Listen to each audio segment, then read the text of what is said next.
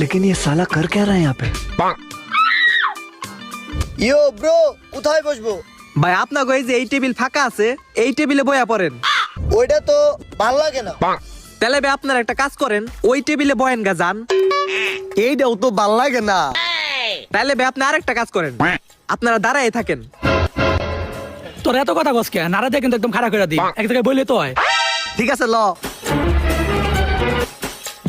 এই ওয়েটার, তাড়াতাড়ি এদিকে আয়।